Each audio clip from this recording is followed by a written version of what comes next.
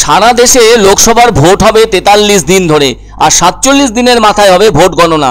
কিন্তু এই তীব্র গরমে সবে 2 দফার ভোট শেষ হয়েছে। সেজন্য বৃহস্পতিবার নদিয়ার তেহট্টে তৃণমূল প্রার্থী মহুয়া মৈত্রর সমর্থনে ওখানকার জনসভার মঞ্চ থেকে প্রধানমন্ত্রীকে খোঁচা দিয়ে মুখ্যমন্ত্রী বললেন, মোদি বাবু আপনারা তো বুঝবেন না, গ্রামে গঞ্জে গরমের খবর রাখেন, অথচ আরও 1 মাস রেখে দিয়েছেন ভোটের ব্যাপারে মানুষকে ভোগাতে।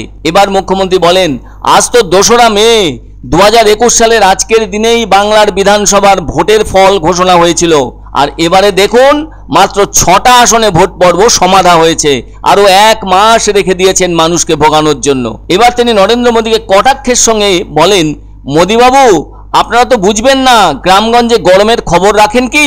রাখেন না। এত গরমে চারদিকে গ্রামগঞ্জের মানুষের অবস্থা কঠিন থেকে আরো কঠিন হয়ে উঠেছে।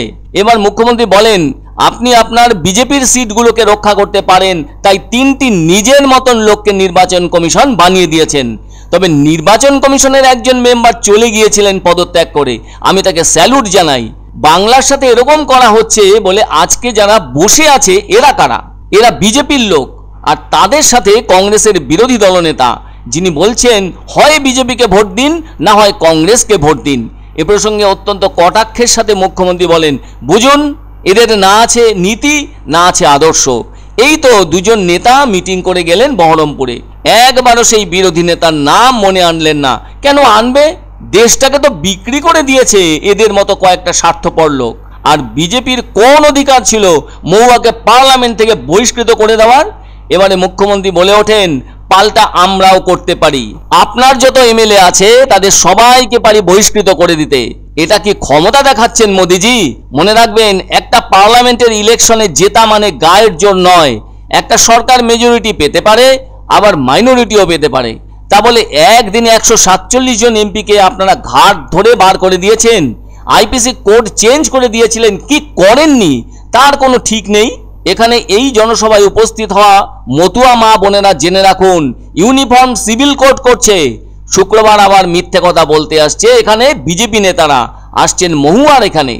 আসলে মহুয়াকে নিয়ে ওদের খুব জ্বালা বলে জানান মুখ্যমন্ত্রী। তার কারণ মহুয়া যে মুখের উপর কথা বলে দেয়, মহুয়া যে ভয় পায় না, বাঘের মতো লড়াই করতে জানে বলে জানান মুখ্যমন্ত্রী। মনে রাখবেন, কেঁচো খুঁজতে গেলে দিল্লির নেতাদের সাপ বেরিয়ে আসবে। মনে রাখবেন, 1 মাস ধরে আমি নির্বাচনী প্রোগ্রাম করছি, আমার লু লেগে গেছে, আমার গলা ভেঙে গিয়েছে, তাই আমার বেশি বলার ইচ্ছে থাকলেও তা বলতে পারছি না। এতটা মিথ্যে কথা বিজেপি নেতাদের কাছ থেকে আশা করা যায় না। ফলে এদিন এত রোদ উপেক্ষা করে প্রচুর মানুষ এখানে জমায়েত হয়েছেন মুখ্যমন্ত্রীর কথা শোনার জন্য। এদিকে এই এপ্রিল মাস থেকে তো লক্ষ্মীর ভান্ডারের বাড়িয়ে দেওয়া টাকা সকলে পেতে শুরু করে দিয়েছেন, কেননা এটা রাজ্য সরকারের প্রতিশ্রুতি ছিল, যার বাস্তবায়ন ঘটেছে বলে জানান মুখ্যমন্ত্রী মমতা বন্দ্যোপাধ্যায়। মোদিবাবু আপনারা তো বুঝবেন না, গ্রামে গঞ্জে গরমের খবর রাখেন, চারিদিকে গ্রামগঞ্জ জ্বলছে, মানুষ জ্বলছে, আর আপনি আপনার বিজেপি সিটগুলোকে যাতে রক্ষা করতে পারেন তাই 3টে নিজের মতো লোককে ইলেকশন কমিশন বানিয়ে দিয়েছেন।